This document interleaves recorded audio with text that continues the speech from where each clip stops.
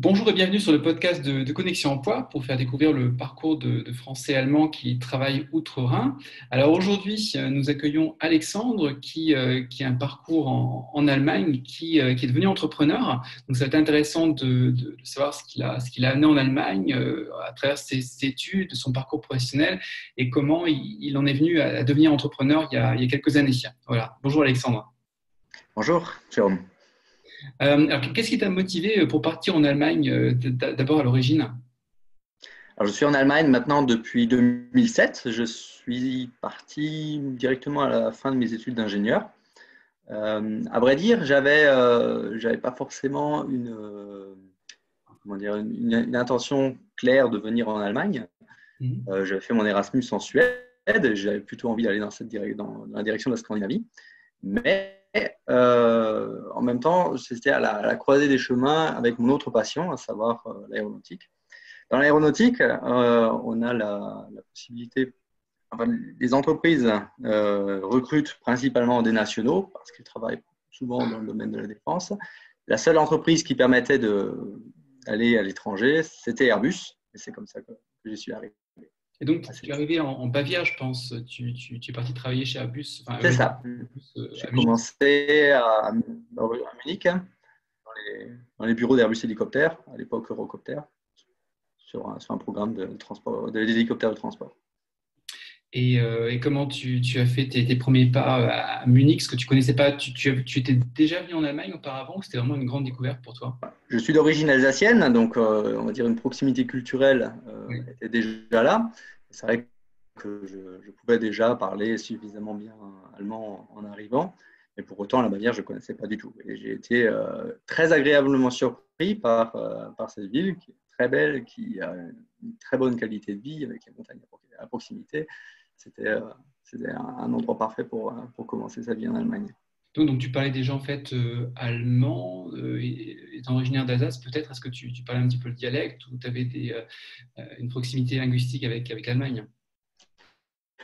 Je ne parlais pas vraiment le dialecte, ni même le comprenais, mais pour autant, l'allemand est la première langue qu'on nous a enseignée depuis la primaire. On a fait des échanges scolaires pendant, pendant ma scolarité, et c'était donc forcément, on a toujours, enfin, en Alsace de toute manière, on a pour beaucoup de gens la possibilité de travailler en tant que frontalier, et donc c'est une opportunité pour beaucoup de gens d'utiliser l'allemand au quotidien et d'améliorer son train de vie avec ça.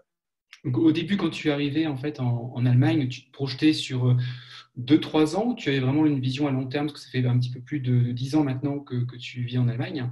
Et comment ça s'est au final fait que tu restes en Allemagne? Je suis arrivé en Allemagne dans le cadre d'un volontariat international. Mhm. Donc, c'était à l'époque un contrat qui était limité à 2 ans. Euh, à l'époque, l'aéronautique était boomait et recrutait beaucoup de gens. Donc, j'ai eu la possibilité d'être embauché en CDI. Et finalement, j'ai évolué, ma carrière a évolué. J'ai rencontré ma femme, qui est allemande, et maintenant, je suis resté. D'accord, donc tu as approfondi aussi, j'imagine, la langue allemande par la même occasion, que ça t'a permis d'avoir une motivation supplémentaire pour devenir bilingue, sans doute. Une très grande motivation, oui. Et donc, tu as évolué sans doute chez Airbus, dans l'aéronautique. Et ensuite, je crois que tu es passé une expérience en fait d'entrepreneur, on pourrait dire que tu as créé ta start-up parce que ta société elle a quelques années. C'est ça. Dans un premier temps, ça faisait déjà quelques temps que je m'intéressais à l'entrepreneuriat. C'était venu en fait plus là aussi, pas vraiment une vocation d'aller dans l'entrepreneuriat, mais c'est plus arrivé par hasard, à savoir, mon père avait été licencié à 56 ans, 57 ans, et ne trouvait plus d'emploi. Et, Mhm. euh, et du coup, je me suis dit à l'époque, tiens, j'aimerais bien aussi créer quelque chose moi-même. Et si personne t'emploie, parce que là, moi, je sais ce que tu vaux et peut-être qu'on pourrait faire quelque chose ensemble. Et c'est comme ça qu'on a commencé à travailler sur un premier business model qui finalement ne s'est pas réalisé, mais quelque part, le virus est resté. Oui. Et quelques années plus tard, je commençais à réfléchir sur une autre idée, ce qui est devenu Robin Souk, mon entreprise actuelle. Et j'ai eu la possibilité de développer, cette fois-ci sans mon père. Et tu es passé, je crois, de l'aéronautique au ferroviaire, c'est ça? C'est ça. Enfin, ferroviaire, juridique, en fait, là, c'est plus parce que j'ai été moi-même mon premier client. En l'occurrence, j'allais en travail avec les transports en commun, avec le train, passais parfois près de 3 heures dans les transports par jour, et j'ai été directement impacté par les retards de train. Je me suis dit, là, il y a quelque chose à faire pour améliorer la situation. C'est de là d'où est venu mon projet. Et donc, tu as créé la société Robin Souk. Est-ce que tu peux nous expliquer un petit peu? Alors, l'idée, c'est dans les transports en commun, en fait, que tu en as eu l'idée. Et comment tu as développé, en fait, l'idée? Comment ça s'est développé au fur et à mesure? Voilà, Robin Souk, c'est le Robin des trains, pour ainsi dire. C'est le Robin des bois pour les trains. À savoir, quand un train est en retard, et il y en a souvent, la seule possibilité qu'on en a actuellement pour se faire dédommager, c'est de remplir 2 pages de papier et de les envoyer par la poste. Le faire sur Internet, comme le propose la SNCF ou d'autres entreprises. En Allemagne, ce n'est pas possible. La digitalisation, c'est pas trop, ça ne les intéresse pas trop, en tout cas pas au niveau de la relation client. Et j'y ai vu une niche. Et je me suis dit, ça, c'est quelque chose que les clients de la Deutsche Bahn pourraient faire eux-mêmes si la Deutsche Bahn ne le fait pas. Et donc, j'ai créé une base de données de tous les retards de la Deutsche Bahn depuis mi-2014, un générateur de réclamation. Et c'est avec ça que j'ai automatisé ce process de remboursement en cas de retard. C'est-à-dire, Ça demandait vraiment une compétence aussi IT, une connaissance de l'environnement et du secteur pour réussir à créer cette solution.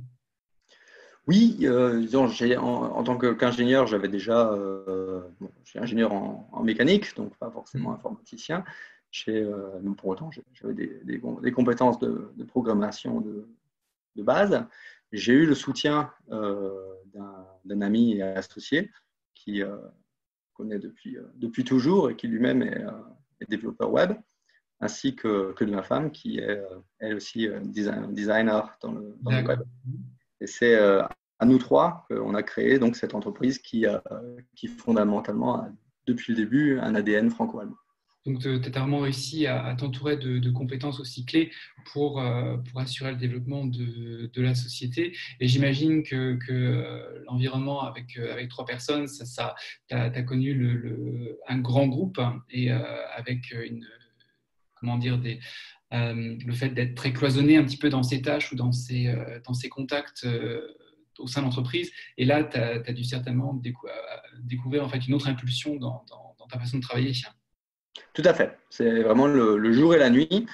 On passe vraiment d'un travail d'ultra spécialiste à la possibilité, certes, de travailler sur des projets on va dire, beaucoup moins complexes et beaucoup plus modestes, mais avec une liberté et une marge de manœuvre complètement différente. Là, tes clients, c'est la Deutsche Bahn, par exemple, ou alors c'est vraiment des clients finaux pour que je comprenne? Non, on travaille sur du B2C, donc c'est clairement les usagers de la Deutsche Bahn qui ont un abonnement ou une Bahn 400 qui s'adressent à nous pour que nous réglions les démarches de réclamation et leur permettions de récupérer plusieurs centaines d'euros par an. Est-ce que c'est une solution qui a été vue favorablement par la Deutsche Bahn? Est-ce qu'ils s'y sont intéressés? Est-ce qu'il y a eu peut-être des coopérations possibles? Est-ce que c'est adressé à une très grosse structure, j'imagine?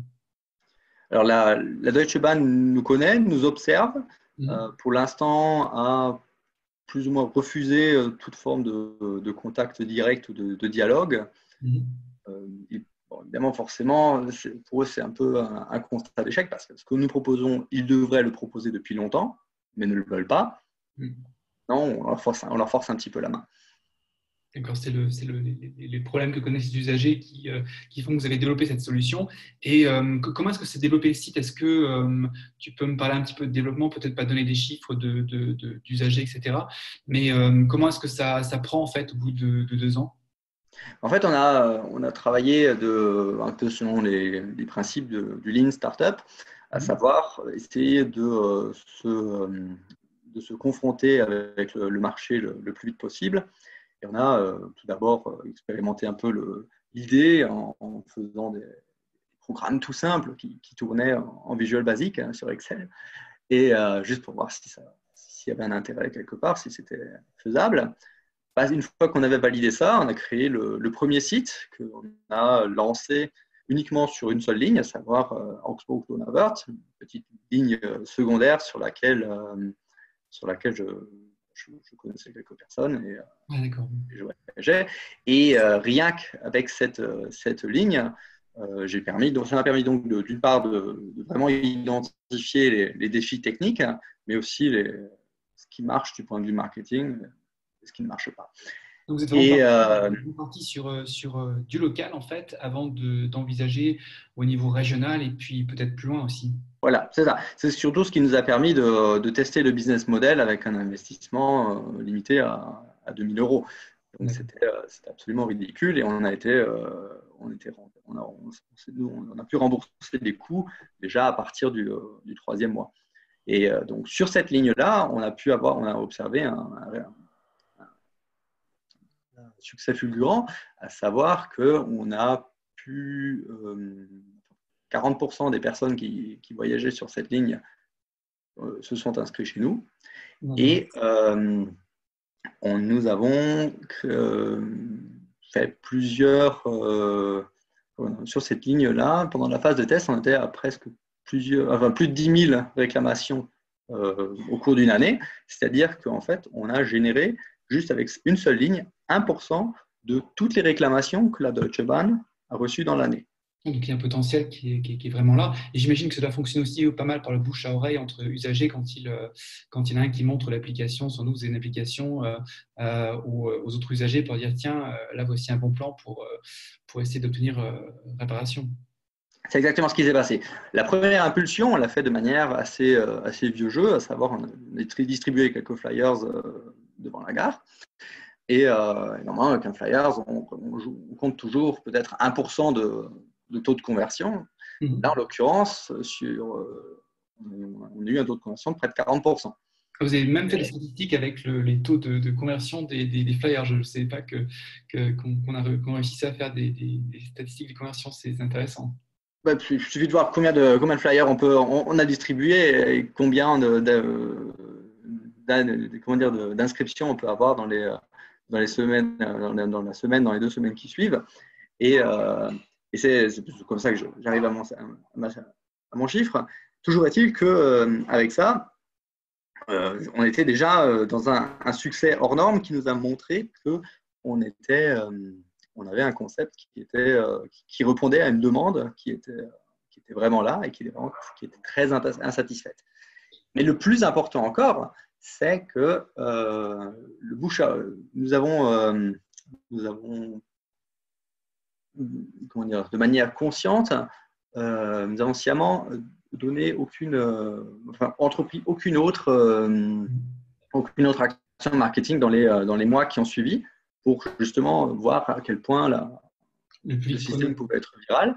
Et c'est comme ça que nous avons quasiment multiplié par 10 encore le nombre d'utilisateurs, sans absolument aucun effort. La viralité est très très forte. Là, vous en êtes resté au niveau régional, enfin, vous avez étendu au niveau régional, ou est-ce que vous avez peut-être planifié sans doute au niveau national de vous développer ou de développer la société? Donc, tant que nous étions au niveau régional, on a encore eu quelques des demandes, notamment des gens qui travaillent à Manching, qui voyagent tous les jours entre Munich et Manching. Il y a des gens du côté de Rosenheim, des gens qui vont à Ulm, qui se sont manifestés. Certaines personnes sont venues aussi spontanément parce qu'ils nous ont trouvés sur Internet, un petit peu toute l'Allemagne, mais la technique ne permettait pas de tenir compte de plus que quelques lignes en Allemagne. Et c'est à ce moment-là que, en début 2018, fort de tous les enseignements qu'on avait pu rassembler, nous avons redesigné notre site, nous avons travaillé sur la technique de sorte à atteindre une capacité de répondre à l'ensemble, à la demande d'un pays entier. Et c'est à présent là où nous sommes. Nous avons maintenant lancé le service sur l'ensemble du pays depuis fin 2018, depuis décembre.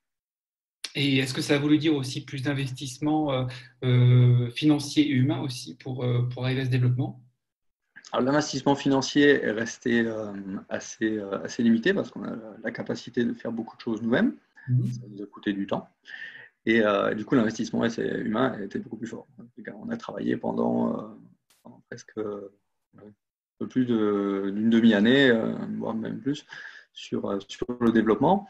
Et maintenant, on continue à investir beaucoup d'énergie, plus sur la commercialisation, mais le développement continue encore. D'accord, donc le Robin Soug, c'est une initiative qui va devenir, qui est déjà nationale et qui va certainement prendre de l'ampleur. Est-ce que tu envisages aussi au niveau, je dis ça en blaguant, au niveau international en fait, d'envisager la solution en France parce qu'il est certain que la SNCF française aurait certainement à apprendre avec ce type de solution? Alors, il y a effectivement des opportunités qui sont là, à savoir que d'une part, la législation sur laquelle on se base est une législation européenne, c'est-à-dire qu'elle s'applique aussi bien en France qu'en Allemagne, qu'en Belgique ou aux Pays-Bas. Après, c'est toujours une question de à quel point les usagers sont satisfaits des services qui leur est proposés et à quel point les entreprises ferroviaires investissent dans la digitalisation de leur relation client. La Deutsche Bahn part de très loin.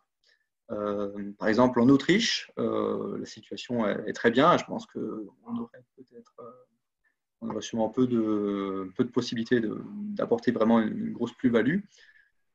En France, la situation est plus complexe parce que nous travaillons principalement sur des abonnements. Et en France, la SNCF ne rembourse pas les abonnements. Et la législation française ne les oblige pas à le faire. D'accord, donc il y a aussi d'autres adaptations nécessaires au niveau juridique. Et sinon, globalement, pour développer l'entrepreneuriat en Allemagne, est-ce que tu as eu l'impression que l'environnement était favorable? Est-ce que tu as connu des difficultés particulières? Ou est-ce que tu aurais des conseils à donner à toute personne qui souhaite créer son entreprise en Allemagne? Alors, je ne saurais pas vraiment répondre pour l'ensemble de l'Allemagne parce que il y a beaucoup de dispositions qui sont spécifiques au Länder. Pour ça, je peux parler surtout de Bavière. En tout cas, en Bavière, on a un réseau assez ténu de Digitale Gründerzentrum, donc des centres de création d'entreprises digitales, dans lesquels on a la possibilité de louer un bureau à un prix très modéré, d'avoir accès à diverses mesures de coaching qui sont prises en charge par l'État. Il y a aussi différentes mesures de subventions qui ne sont pas si difficiles à obtenir et qui permettent déjà d'aider à se lancer. Ça, c'est vraiment une chance d'avoir cette infrastructure. Donc, tu as vraiment eu accès au début à l'écosystème de start-up localement et ça t'a permis de booster aussi ton initiative. C'est ça, parce que effectivement, quand on part dans son coin, on a d'une part pas forcément le réseau, on n'a pas forcément une compréhension de tous les problèmes qui peuvent nous tomber dessus. Et c'est vraiment une opportunité de rentrer en contact avec ces autres créateurs d'entreprises pour pouvoir échanger, pour pouvoir se passer des contacts, pour garder aussi un peu la motivation, parce que c'est vrai que créer une entreprise, c'est aussi un parcours de fond. C'est intéressant en tout cas de voir que la créativité française est là pour trouver des solutions pour les usagers allemands et autres qui utilisent les solutions de la Deutsche Bahn. Enfin, en tout cas, c'est amusant et intéressant de voir que l'esprit créatif français est aussi présent en Bavière. Donc, je te remercie, pour ton intervention, Alexandre. Donc, je te souhaite une bonne continuation et un bon développement. Je vais mettre le lien de Robin Soog, en tout cas, sur le podcast, pour que les gens puissent maintenant l'utiliser localement et te créer un petit peu de référencement. Et tu auras certainement des utilisateurs français qui vont utiliser cette solution. Le nom, en tout cas, est très ludique et, à mon avis, est facile à retenir. Merci beaucoup. Je te remercie, Alexandre, et puis je te souhaite une bonne continuation. Bonne journée. Au revoir. Merci, au revoir. Donc, nous voici.